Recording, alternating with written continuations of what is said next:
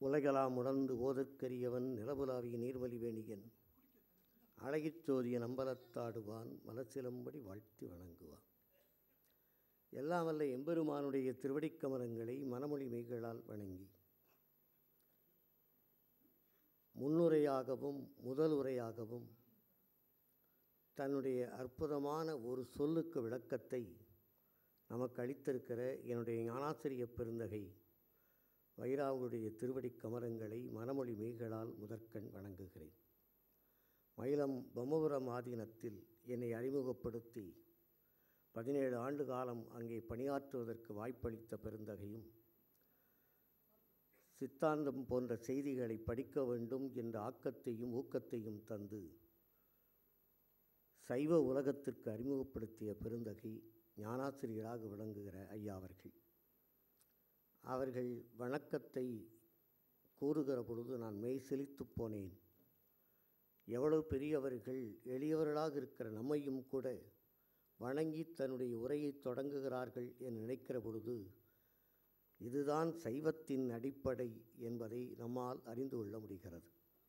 அவர்களுக்கு என்னுடைய வணக்கத்தை திருவடிகளில் என் இதய மலர்களாலே செலுத்தி வணங்கி போற்றுகிறேன். அதுபோல அடுத்து பேச இருக்கிற அவர்களே ஒரு சித்தாந்த செம்மணி, அவர்களுக்கு சைவ சித்தாந்த பெருமன்ற தலைவர் திரு சதானந்தம் ஐயா அவர்களுக்கு 80 வயது தாண்டிய ஒரு அருளாளர் பெருந்தகை. ஞானியார் சாமிகள், பாம்பன் சாமிகள் எல்லாரிடத்திலும் மிக ஈடுபாடு கொண்டவர்கள். அவர்கள் நமது சார்பாக அவர்களுக்கு பொன்னாடை பொருத்தி சிறப்பிப்பார்கள்.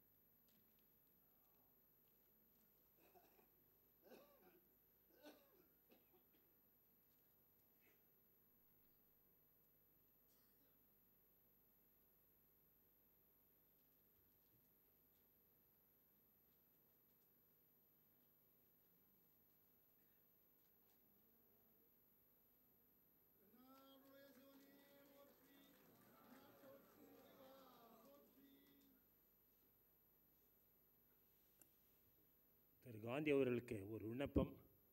சைவ சித்தாந்த பெரும சார்பாக சைவ சித்தாந்த பெருமன்றத்தினுடைய ஞானாசிரியராக விளங்குகின்ற சித்தாந்த சரபம் முனைவர் பேராசிரியர் அவர்களுக்கு இந்த ஆடையை அளிப்பதற்கு எங்களுக்கு அனுமதி தர வேண்டும் என்று கேட்டுக்கொண்டு ஐயா திருவிடை வணங்கி மத சார்பாக அவர் கழிக்கிறேன்.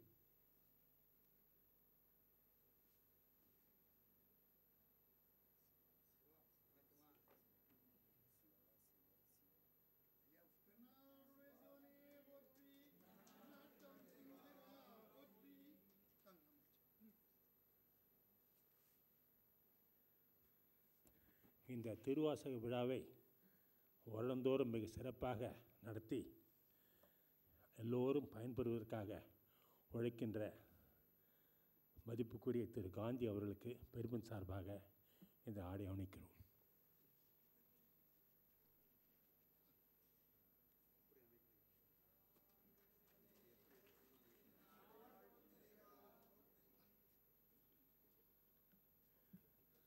Thank you sir.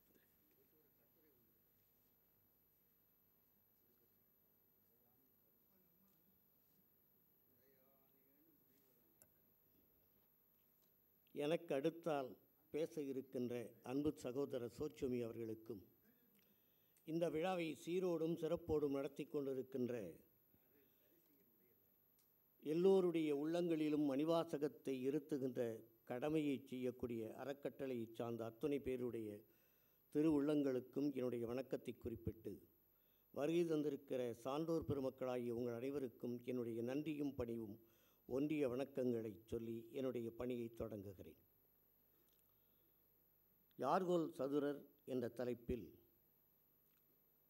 கோயில் திருப்பதிகத்தில் வருகிற நிறைவு பாடலாக இருக்கக்கூடிய பாடலின் ஒரு சிறு பகுதியை உங்களிடத்திலே எடுத்து விளக்கலாம் என்று கருதுகிறேன். பொதுவாகவே திருவாசகத்திற்கு உரை சொல்லுகிற வழக்கம் என்பது அச்சத்தை தருகிற வழக்கமாக இருந்தது என்பதுதான் நம்முடைய தமிழகம் கண்டிருக்கிற ஒரு முடிவு. மணிவாசகரிடத்திலே கூட கேட்கிறார்கள், பெருமானே நீங்கள் பாடியிருக்கக்கூடிய இந்த திருவாசகத்திற்கு பொருள் யாது என்று கேட்ட பொழுது எம்பெருமான் நடராஜப் பெருமானை காட்டி இதற்கு பொருள் இவரே என்று குறிப்பிட்டார் என்று குறிப்பிடுவார்கள். எனவே பொருள் கூறுகிற அளவிற்கு அந்த ஆன்ம யாத்திரையினுடைய செய்திகள் நம்மால் அனுபவித்தால் தான் சொல்ல முடியுமே தவிர நேரடியாக சொற்களுக்குரிய பொருளாக சொல்லிவிட முடியாது. எனவே தான் மணிவாசகருடைய இந்த திருவாசகத்தை ஆன்ம யாத்திரை என்று குறிப்பிடுவார்கள்.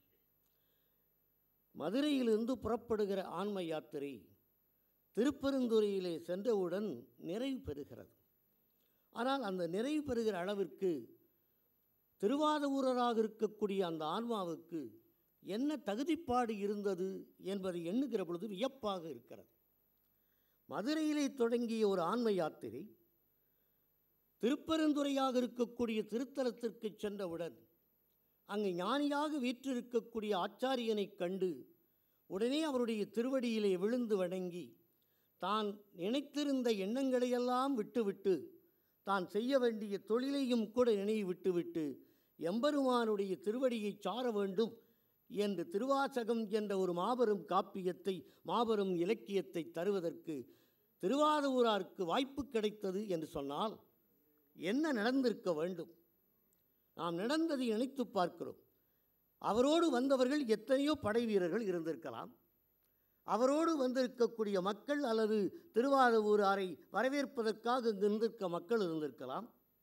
அவர்களும் கூட இந்த ஞானாசிரியரை அந்த குறுந்தமரத்தடியின் அடியிலே பார்த்திருக்கலாம். ஆனால் அவர்களுக்கெல்லாம் தோன்றாத ஒரு திருவருள் நிலை, அந்த இறைவனுடைய திருவருள் காட்சி, அந்த ஞானாசிரியனுடைய திருவருள் நோக்கம் மணிவாசகப் பெருமானாம் இருக்கின்ற திருவாதவூராருக்கு கிடைத்திருக்கிறது என்றால் ஏதோ ஒரு செயல் அங்கு நடந்திருக்க வேண்டும். மற்றவர்களுக்கு நடக்காத, மற்ற ஆன்மாக்களுக்கு நடக்காத ஏதோ ஒரு செயல் நடந்திருக்க வேண்டும். அந்த செயல்தான் திருவாதவூராரை நினைக்க வைத்திருக்கிறது. அந்த செயல் எப்படிப்பட்ட செயல் என்று நினைத்து பார்க்கிற பொழுதுதான் திருவாதவூராருக்கு தனக்கு முன்னே வாழ்ந்த கண்ணப்பரின் நினைவு வருகிறது. கண்ணப்பருக்கு எப்படியெல்லாம் எம்பெருமானுடைய திருவருள் கிடைத்ததோ அதுபோல தனக்கும் கிடைத்திருக்க வேண்டும், கிடைத்திருக்கிறது என்ற எண்ணத்திலே தான் இந்த நிகழ்வு நடந்திருக்க வேண்டும். அப்போ கண்ணப்பர் 6 நாட்களுக்கு முன்னே வரை தன்னுடைய வாழ்க்கையில் வெட்டு குத்து என்று வாழ்ந்த பெருமான், வேட்டையாடி வருகிற பொழுது பன்றியை துரத்தி கொண்டு வந்த பெருமான், இதுவரை இறைவனை பற்றிய சிந்தனையே இல்லாத அந்த திண்ணன் இந்த குடிமையார் தங்கியிருக்கக்கூடிய மலையை பார்த்தவுடன், பொன்மொழி ஆற்றை கேள்விப்பட்டவுடன் அவருடைய மனம் எத்தகைய மாற்றத்தை பெற்றதோ அந்த மாற்றத்தை மணிவாசகராயிருக்கிற வாதவூரார் பெற்றிருக்க வேண்டும். எனவேதான் நாணனிடத்திலே கேட்கிறார் திண்ணன், நான் என்ன குடிப்பதற்கு தண்ணீர் வேண்டுமே, அதற்கு எங்கே செல்லலாம் என்று கேட்டார். அப்பொழுது நானும் தான் சொன்னான், இல்லை பக்கத்திலே பொன்மொழி ஆறு இருக்கிறது, அங்கே நாம் நீர் அருந்தலாம், மேலே இருக்கின்ற செவ்வேள் கோணமில் குடுமி தேவரையும் நாம் இருப்பார் கும்பிடலாம் என்று குறிப்பிட்டார்.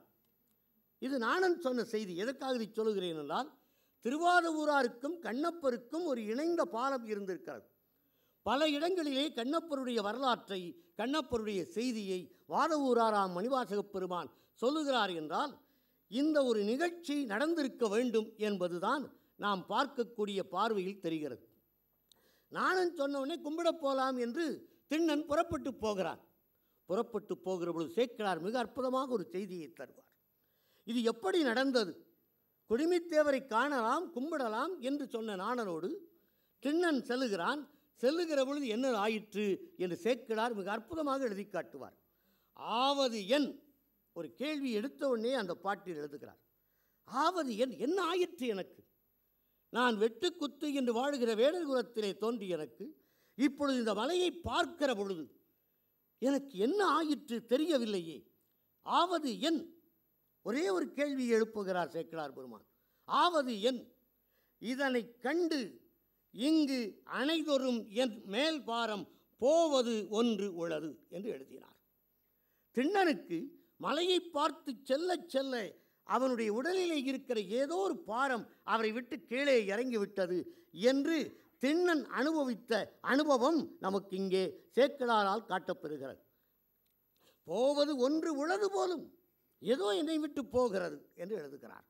அதே நிலையில் என்னுடைய ஆசையும் கூட குறைகிறது, ஆனால் இன்னொரு ஆசை ஏற்படுகிறது என்று திண்ணன் நினைப்பதாக சேக்கிழார் எழுதுகிறார். ஆசையும் பொங்கி மேல் மேல் மேவிய நெஞ்சம் வேறோர் விருப்புறுவதற்கு என்னுடைய உள்ளம் இப்பொழுது நினைக்கிறது என்று கண்ணப்பருடைய அனுபவத்தை சேக்கிழார் காட்டுவார். அப்படியானால் என்ன தெரிகிறது? சேக்கிழாரால் காட்டப்பட்ட இந்த திண்ணனுடைய எண்ணத்தில் இதற்கு முன் அவன் எதனையும் அறியாதவன். ஆனால் இப்பொழுது இந்த மலையை பார்த்தவுடனேயே அவனுக்கு ஒரு எண்ணம் ஏற்படுகிறது என்றால், ஒரு புதிய அனுபவம் ஏற்படுகிறது என்றால், அந்த புதிய அனுபவம் வாதவூராருக்கும் ஏற்பட்டிருக்க வேண்டும். அவரோடு வந்தவர்களுக்கெல்லாம் அந்த அனுபவம் ஏற்படவில்லை. குருந்தபுரத்தடியிலே பார்க்கின்ற பெருமான் அந்த ஞானாசிரியரை பார்த்தவுடனேயே திருவாதவூராராக இருக்கின்ற இந்த ஆன்மாவிற்கு ஏதோ ஒரு புதிய திருவருள் கிடைத்திருக்கிறது, இதுதான் முன்வினை பயனோ என்று நாம் சேக்கிழார் சொல்லுவதைப் போல மணிவாசகப் பெருமானுக்கு முன்வினை பயன் இங்கே வந்து ஊட்ட எம்பெருமானுடைய திருவருள் காட்சி கிடைக்கிறது. இப்பொழுதுதான் தந்தது உன்னை என்று நினைக்கிறார். பெருமானே, நீ என்னை தந்திருக்கிறாய், தந்தது எப்படியாம்? இறைவனுடைய திருவருளை பெற வேண்டும் என்பதற்காகத்தான் இந்த காட்சி இப்பொழுது நடந்திருக்கிறது. குருந்தமரத்தடியிலே இருக்கிற எம்பெருமானுடைய காட்சி இந்த வாதவூராருக்கு கிடைத்திருக்கிறது. கிடைத்தவுடனே நினைத்து பார்க்கிறார், இந்த நிலை தந்தது உந்தன்னை எனக்கு தந்திருக்கிறாய் என்று பாடத் தொடங்குகிறார். இந்த பாட்டு எங்கே பாடியதாக நாம் காட்டுகிறோம்? ஐயா அவர்கள் சொன்னது போல கோயில் திருப்பதிகத்தில் ஆரம்பிக்கிறது. அந்த கோயில் திருப்பதிகம் தில்லை திருத்தலம், அவருக்கு முக்தியை தந்ததாக சொல்லப்படுகிற திருத்தலம். அங்கு இருந்து கொண்டு திருப்பெருந்துறை இறைவனை நினைக்கிறார். இந்த பாடலில் குறிக்கப்படுகிற இறைவன் திருப்பெருந்துறை இறைவன். முக்தியை தரக்கூடிய திருத்தலத்திலே இருந்து, கொண்டது என்னை என்று சொல்லப்படுகிற திருத்தலத்தில் இருந்து, தந்தது உந்தன்னை என்று சொல்லப்படுகிற திருப்பெருந்துறையை மணிவாசகப் பெருமான் இந்த கோயில் திருப்பதிகத்தில் நினைத்து பார்க்கிறார். தந்தது உந்தன்னை, எனக்கு தந்தாய். நான் ஆனால் எப்படி இருந்தேன்? உன்னை எனக்கு தந்திருக்கலாம், உன்னை அனுபவிக்கக்கூடிய வாய்ப்பை எனக்கு கொடுத்திருக்கலாம். ஆனால் நான் எப்படி இருந்தேன் தெரியுமா என்று தன்னுடைய கவிதையிலே சொல்லுகிறார்.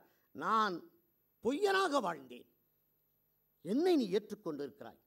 எப்படிப்பட்ட மெய்யர் வெறியார் மலர்ப்பாதும் மேவக் கண்டும் கேட்டிருந்தும் பொய்யனே நான் உண்டு உடுத்தி இங்கு இருப்பதானேன் கதறுகிறார். நான் யார் தெரியுமா? நான் வெறும் பொய்யன், நான் நெஞ்சும் பொய், என் அன்பும் பொய், யானே பொய். நான் பொய்யாக வாழ்ந்ததற்கு, பொய் என்பதற்கு பல பேராசிரியர் பெருமக்கள் உரை எழுதுவார்கள். குதிரை கொண்டு வருகிறேன் என்று சொன்ன அந்த பொய் தான் இவருடைய நெஞ்சத்தில் அப்படியே இருத்தி கொண்டிருந்தது என்று சொல்லுவார்கள். இங்கே தந்தது உந்தன்னை என்று சொல்லுகிற பொழுது நான் எப்படி இருந்தேன்? என்னுடைய உயிரில் நீ கலந்திருக்கலாம், ஆனால் கலந்திருந்ததோடு இல்லை.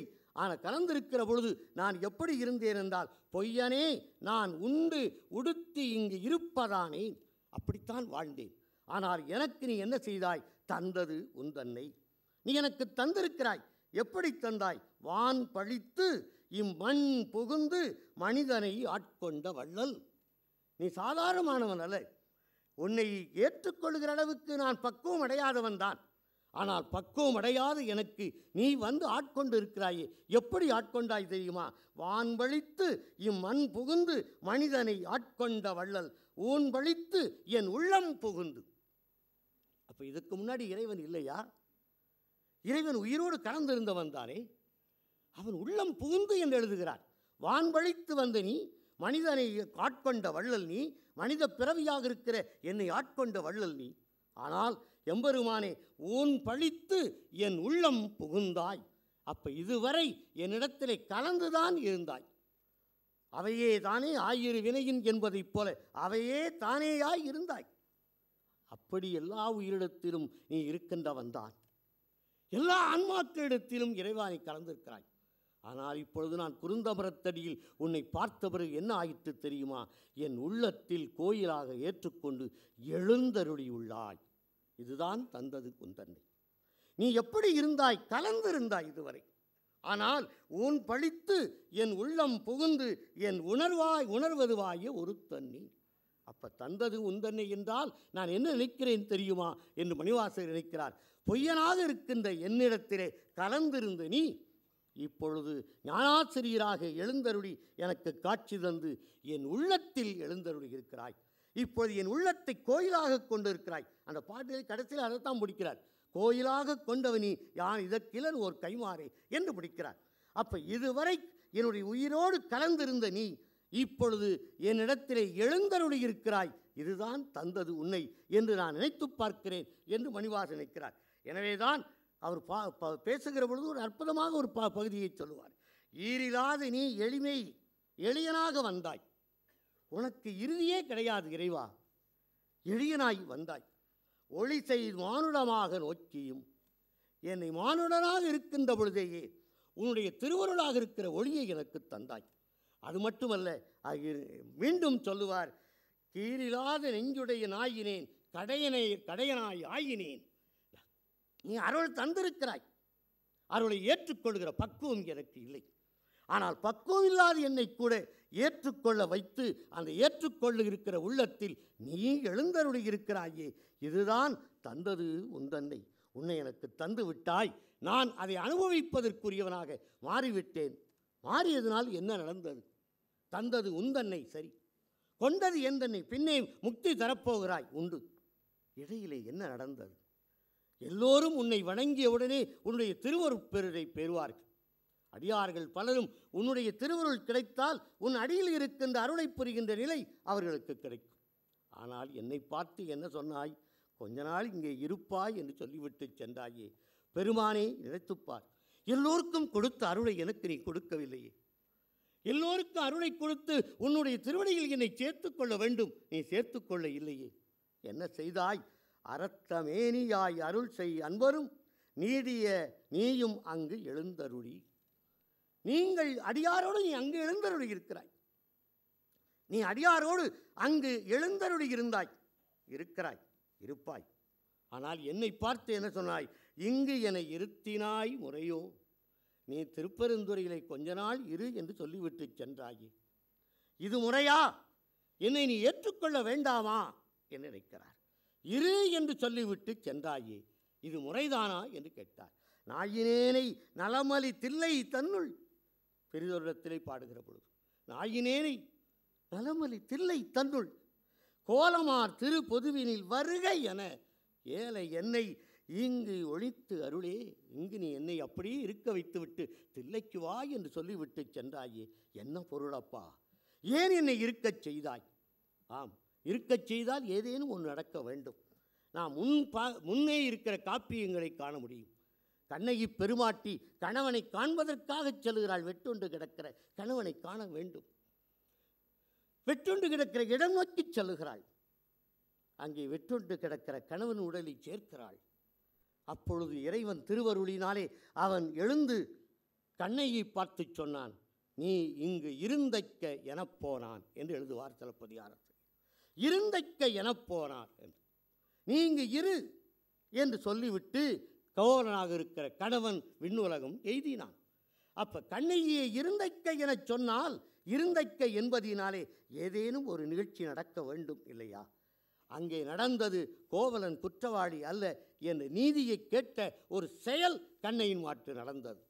இங்கு திருப்பரந்துறையில் இரு என்று சொல்லிவிட்டு சென்றானே இறைவன், எதற்காக? எம்பெருமான் திருவாசகம் என்ற ஒரு பெரும் தேனை தர வேண்டும். அவன் தேனை தருவதினாலே அந்த தேனை உலக மக்களெல்லாம் அருந்த வேண்டும். இருந்தைக்க என இறைவன் சொல்லவில்லை என்றால், மணிவாசக பெருமானை நீ திருப்பெருந்துறையிலே சில காலம் இருக்க வேண்டும் என்று அவர் சொல்லவில்லை என்று சொன்னால் நமக்கு இன்றைக்கு திருவாசகம் கிடைத்திருக்காது. எனவேதான் அரத்தமேனியாய் அருள் செய் அன்பரும் நீயும் அங்கு எழுந்தருளி இங்கு என இருத்தினை முறையோ என்று கேட்டது. இங்கு என இருத்தினை எதற்கென்றால் திருவாசகம் என்ற தேனை தருவதற்காகத்தான் இருத்திருக்கிறான் இறைவன் என்பதை நம்மால் பெற வைக்கிறார். இப்படிப்பட்ட இறைவன் தந்து என்ன செய்தான்? சிந்தையே கோயில் கொண்ட பெருமான்.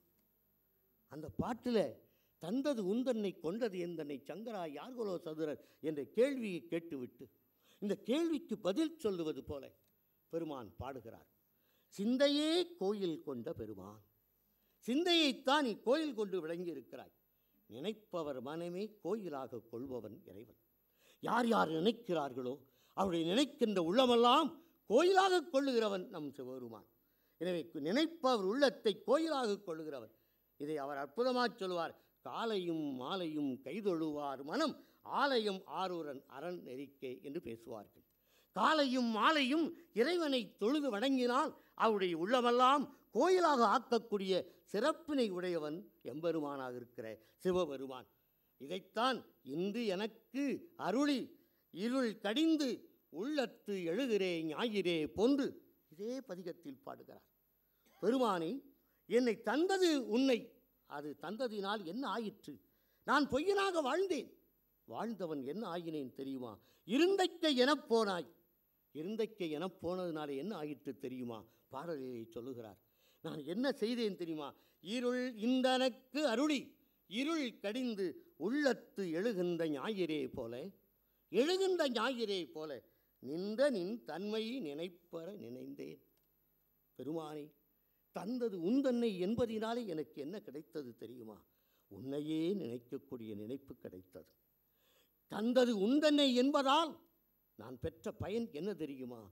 உன்னையே நினைக்கக்கூடிய நினைப்பு. அதே பதிகத்தில் நின்ற நின் தன்மையை நினைப்பற நினைந்து, உன்னுடைய தன்மையை ஒரு நிமிடம் கூட என்னால் மறக்க முடியவில்லை. நான் வந்தது குதிரை வாங்கத்தான், பணத்தை எடுத்துக்கொண்டு வந்தவன்தான். ஆனால் எம்பெருமானே, உன்னுடைய திருவருள் கிடைத்ததினாலே நான் எல்லாவற்றையும் மறந்து விட்டேன், எல்லாவற்றையும் இழந்தேன், எல்லாவற்றையும் மறந்தேன், எல்லாவற்றையும் ஒழித்தேன் உன்னுடைய திருவருளை தவிர. அழகா சொன்னார். நின் தன்மை நினைப்பற நினைந்தேன், நினைப்பற நினைந்தேன். மறந்தால்தானே நினைப்பதற்கு, ஆகவே மறக்கவே இல்லை. நினைப்பு அற நினைந்தேன் நீயலால் பிரிது மற்றின்மை, உன்னை தவிர எனக்கு எதுவும் இல்லை. இது எதனால் வந்தது? தந்தது உந்தன்னை. இதுவரை என்னுடைய உயிரோடு கலந்திருந்தாய். நான் மதுரையிலிருந்து புறப்படுகிற பொழுது உயிரோடு கலந்திருந்தாய். ஆனால் திருப்பெருந்துறைக்கு வந்த பிறகு தந்தது உந்தன்னை. உன்னை என்னுடைய உடலிலே எழுந்தருள வைத்து விட்டாய், உடலை இடம் கொண்டாய். ஆதரினாலே நினைப்பற நினைந்தேன், உன்னை தவிர வேறு ஒருவரையும் நான் நினைக்கலையப்பா. நினைப்பற நினைந்து நீயலால் பிரிது மற்றின்மை சென்று சென்று அணுவாய் தேய்ந்து தேய்ந்து. வாசகப் பெருமான் உருகிறார். உன்னை நினைக்கிற பொழுது என்ன ஆயிற்று தெரியுமா? சென்று சென்று அணுவாய் தேய்ந்து போனேன். என்ன தேய்ந்தேன் என்றால், இதுவரை நான் பொய்யனாக வாழ்ந்தேன் இல்லையா? என்னெஞ்சும் பொய்யாக வாழ்ந்தேன் இல்லையா? இந்த பொய்மையெல்லாம் நீக்குவதற்காக உன்னுடைய திருவருளை நோக்கி நான் வந்தேன். ஆகவே சென்று சென்று அணுவாய் தேய்ந்து தேய்ந்து. ஒரு இறைவனுடைய திருவருள் பெற வேண்டும். அப்படியானால் முதலில் அவர் நம்முடைய உள்ளத்திலே எழுந்தருள வேண்டும். கலந்திருக்கிற இறைவன் நம் உள்ளத்திலே எழுந்தருள வேண்டும். எழுந்தருளுவது மட்டுமல்ல, எழுந்தருளி ஐயா அவர்கள் சொன்னது போல 3 பொருளும் செயலும் இச்சையும் செயலும் இருந்தாலும் கூட இறைவனுடைய திருவருள் இல்லை என்றால் ஒரு காரியம் நடக்காது. எந்த செயலும் எந்த இச்சையும் இருந்தால் மட்டும் போதாது, இறைவனுடைய திருவருள் வேண்டும் என்று பேராசிரியர் பெருந்தகை அவர்கள் சொன்னது போல, உன்னுடைய திருவருள் இல்லை என்றால் சென்று சென்று அணுவாய் தேய்ந்து தேய்ந்து. உன்னுடைய திருவருள் இல்லை என்றால் என்னிடத்தில் இருக்கிற குற்றங்களை நான் கொஞ்சம் கொஞ்சமாக தேய்த்து கொள்ள முடியாது, அணுவாய் தேய்க்க முடியாது. பெருமான் உன்னுடைய திருவருளால் தான் முடிந்தது. சென்று சென்று அணுவாய் தேய்ந்து தேய்ந்து ஒன்றாக திருப்பெருந்துறை சிவனே, ஒன்று நீ இல்லை, அன்றி மற்றொன்று இல்லை. உன்னை தவிர எனக்கு வேறு எதுவுமே இல்லை, எல்லாம் நீதான் என்று மூத்த கோயில் திருப்பதிகத்தில் பாடுகிறார் என்றால் தந்தது உந்தன்னை என்பதால் அவருக்கு கிடைத்த பலன் என்பதை நாம் மறந்துவிடக்கூடாது. அவருடைய அந்த பலனால் என்ன ஆயிற்று என்று நாம் நினைக்கிற பொழுது கொண்டது எந்தன்னை என்று சொல் வருகிறது. நீ என்னை தந்தாய், உன்னை என் இடத்திலே கோயிலாக கொண்டு எனக்கு நீ தந்தாய். கொண்டது எந்தன்னை சங்கரா யார்களோ சதுர, கொண்டது என்னை. எப்படி என்னை கொண்டாய் தெரியுமா? சாதாரணமாக அல்ல. சித்தாந்தத்திலே 10ஆம் சூத்திரத்திலே சொல்லுவார்களே, அதுபோல அவனே தானே ஆகிய அன்னரி ஏகன் ஆகி இறைவனி நிற்க மலமாயி தன்னோடு வல்வினை என்றே என்று சொல்லுமா போலே, இங்கே ஏகன்னாயி எப்படி பெற்ற நிலையில் இருந்தேனோ அந்த நிலையில் ஆணவத்தோடும் உன்னுடைய கலப்போடும் இருந்த நான் இப்பொழுது அதனை விட்டு விட்டு முத்து நிலையில் உன்னோடு நான் கலந்து வந்திருக்கிறேன். எளிமையாக சொன்னால் நாம் சித்தாந்தத்தில் அப்படித்தான் சொல்லுவது உண்டு. இறைவன் நம்மோடு கலந்திருப்பது பெத்த நிலை, நாம் அவனோடு கலந்திருப்பது முத்தி நிலை என்று சொல்லுவார். எனவே நாம் நம்மோடு அந்த ஆன்மாவோடு அந்த ஆணவம் என்பதோடும் இறையருள் என்ற ஒன்றும் இரண்டும் கலந்திருந்து ஒரு பொருளில் இரண்டும் கலந்திருக்கிற தன்மை பெத்த நிலையில் அமைகிற நிலை. அந்த பெத்த நிலை மாறி முத்திநிலை அடைய வேண்டுமானால் அவனே ஆகிய அந்நெறியாயிருக்கிற ஓமை. அந்த நெறி எது என்றால் பெத்த நிலையில் இருக்கிற நெறி. நான் ஆணவத்தோடு மட்டும் கலந்திருந்தேன், அதே இறையருள் கூடி இருந்தது. அதனை விட்டு இறைவனை நன்கு அறிந்து அவனுடைய திருவருளை உணர்ந்த பிறகு முக்தி நிலைக்கு வர வேண்டும். அந்த முக்தி நிலையில் இறைவனோடு இந்த ஆன்மா கலக்க வேண்டும். ஏகன் நாயி கலந்து ஒன்றாக ஆக வேண்டும். ஏகன் நாயி என்ன செய்ய வேண்டும் என்று சிவஞானபோதம் கூறுகிறது. இறைபணி நிற்க. எம்பெருமான் இறைபணி நின்றார், ஏகனாகி இறைவனி நின்றார். எந்த நிலை? இறைவனுடைய தந்தது உந்தன்னை என்பதால் திருவருள் கிடைக்க ஆரம்பித்தது. திருவருள் கிடைக்க ஆரம்பித்ததால் செய்த இறைப்பணி என்ன என்றால் கற்கோயிலும் சொற்கோயிலும் கட்டினார். அந்த கற்கோயிலும் சொற்கோயிலும் கட்டியதினாலே தான் கொண்டது எந்தன்னை என்ற ஒரு நிலை வருகிறது. ஏகன்னாயி இறைவனி நிற்க மலமாயி தன்னோடு வல்வினை இன்றே என்று சொல்லுமா போலே இறைவனுடைய திருவருளினாலே அவன் தந்தது காரணத்தால், அவன் இவருடைய உள்ளத்தில் எழுந்தருடைய காரணத்தால் கற்கோயிலும் சொற்கோயிலையும் கட்டி அவர் அமைத்தார்.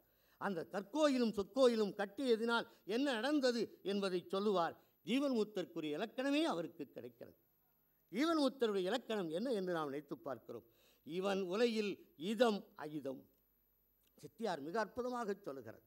இறைவனுடைய திருவருள் பெற்ற பிறகு அந்த அடியார்கள் பெறுகின்ற பயன் என்ன என்பதை சித்தியார் தெளிவாக நமக்கு சொல்லுகிறது.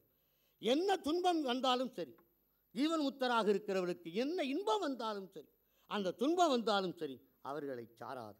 அவர்களுக்குரிய சாறுதல் நிலை இல்லை. ஆனால் அவை அனைத்தும் இறைவனுக்கு சார்ந்து விடும் என்பதை சொல்ல வந்த சித்தியார் மிக அற்புதமாக சொல்லுவார். இவன் உலகில் இதம் அயிதம் செய்த எல்லாம் இதம் அயிதம் இவனுக்கு செய்தார்பால் இசையும் அவன் இவனாய் நின்ற முறை ஏகனாகி அரண்மனையில் நின்றிடவும் அகலும் குற்றம். அரண்மனையில் நின்றால் அகலும் குற்றம் என்று சொல்கிறார். அரண்மனை எது என்றால் மணிவாசக பெருமானுடைய அரண்மனை சொல் கோயில் கட்டியதுதான். அந்த திருவாசகம் என்ற மாபெரும் தேனை அவர் தந்ததினால், அதனால் என்ன ஆயிற்றினால் இவனுக்கு இவன் செய்தி எல்லாம் என் செய்தி என்றும் செய்தது இவனுக்கு எனக்கு இவனுக்கு செய்தது ஆம். இந்த ரெண்டு வரிதான் பின்னே நடந்த குதிரை கொண்டு போனதும், குதிரை கொண்டு போகக்கூடிய நிலையில் தலைவனாக இறைவன் வந்ததும், அந்த குதிரைகள் நரிகளாக ஆக்கப்பட்டதும், நரிகள் ஆனவை பெருமானுக்கு குற்றத்துக்குரியதாக ஆக்கி தண்டனை வழங்கியதும் என்று சொன்னால், ஜீவன் முத்தராக தந்தது உந்தன்னைக்கு பிறகு அவன் இறைவன் கொண்டதாக இந்த இறைவன் மணிவாசக பெருமானை கொண்டான் என்று சொல்வதற்கு இடையிலே நடந்தது என்ன என்றால், இந்த நம்முடைய சிவஞான சித்தியார் சொல்லுவது போல சிவனும் இவனும் இவன் செய்தி எல்லாம் என் செய்தி என்றும் செய்தது எனக்கு இவனுக்கு செய்தது என்றும் பாவமகல உடனாகி இருப்பான் என்று சித்தியார் சொல்லுவதைப் போல மணிவாசகராக இருக்கின்ற அந்த பெருமான் ஜீவன் முத்தருக்கு எம்பெருமான் திருவருள் கிடைத்ததினாலே நடத்தப்பட்டவையெல்லாம் மணிவாசருக்கு எந்த விதமான இன்ப துன்பங்களை தரவில்லை. எதுபோல என்றால் சண்டேஸ்வர பெருமானைப் போல. சண்டேஸ்வர பெருமானுக்கு ஜீவன் முத்த நிலை வருகிற பொழுது எம்பெருமானிடத்திலே ஏகனாகி நிற்கிறார். பூஜை செய்கிற பொழுது ஏகனாகி நின்றார். ஏகனாகி நின்றதினாலே அவர் செய்த இறை பணி நின்ற காரணத்தால் தந்தை அடித்ததோ தந்தைக்கு தன் வன் சொற்களால் சொல்லியதோ அவருக்கு தெரிய இல்லை. இதே போலதான் அதே நிலையில் சண்டேஸ்வர பெருமான் தன்னுடைய தந்தையாரினுடைய காலை வெட்டி தண்டனை கொடுத்தார் என்றாலும் அது சண்டேசனாருடைய குற்றம் அல்ல. அது எம்பெருமானுக்கு ஏற்றுக்கொள்ளப்பட்ட நிலையில் எம்பெருமான் செய்த திருவிளையாடலாக நமக்கு பெரிய புராணம் சொல்லுகிறது என்றால், மணிவாசக பெருமான் தந்தது உந்தன்னை என்பதினாலே மணிவாசக பெருமான் என்னவாக மாறினார் என்றால் ஜீவன் முத்தராக மாறுகிற நிலைமை ஏற்பட்டது. இந்த நிலை ஏற்பட்ட பிறகுதான் கொண்டது எந்தன்னை என்று வரும். ஏனென்றால் தந்ததும் இறைவன்தான், கொண்டதும் இறைவன்தான். ரெண்டு செயலை செய்ததும் இறைவன்தான். அதை அனுபவித்தர் வேண்டுமானால் மணிவாசகராக இருக்கலாம். தந்தது அவன்தான், கொண்டது அவன்தான். இந்த இரண்டையும் இறைவன் செய்தான். அதற்குரிய பலன்களை எல்லாம் அனுபவித்த நிலையில்தான் பெருமான் இங்கே காட்சி தருகிறார் மணிவாசக பெருமான். அதைத்தான் சொல்றார், சிவன் இவன் செய்தி எல்லாம் என் செய்தி என்றும், அவனுக்கு செய்தெல்லாம் தன் செய்தி. தன்னை அடித்தவது உலக மக்களுக்கெல்லாம் அந்த அடி சென்றது. பாண்டியன் அடித்தான், அடிபட்டது சிவபெருமான், ஆனால் வலி ஏற்பட்டது